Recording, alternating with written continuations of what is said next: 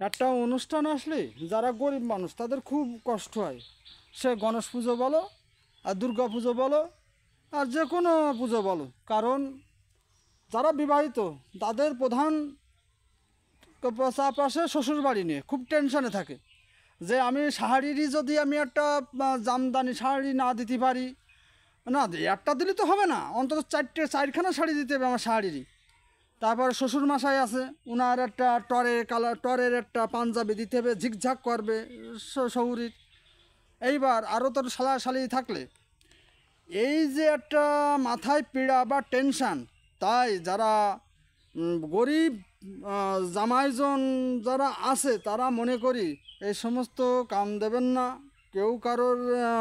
এখনকার সময় আগে নিজের ফ্যামিলি, তারপরে তোমার শ্বশুরবাড়ি ফ্যামিলি দেখবা, যতদূর পারো তাদের সেবা যত্ন করবা এবং আধিক্যতা সাধ্য অনুযায়ী করবা।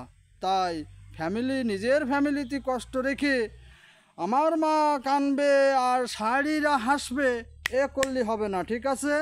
আমি আমার ব্যক্তিগতভাবে উক্তি দিয়ে এটাই আমি বুঝলাম, বা সবাই রে আমার ফ্রেন্ড সার্কেল যারা আছে তাদের আমি বলতেছি সেইভাবে চলতে হবে, না হলে এদের বাবা মা খুবই কষ্ট হবে এবং তাদের কান্না হৃদয়ে জেগে থাকবে। তাই ওই পুজো আপনার সফলতা হবে না।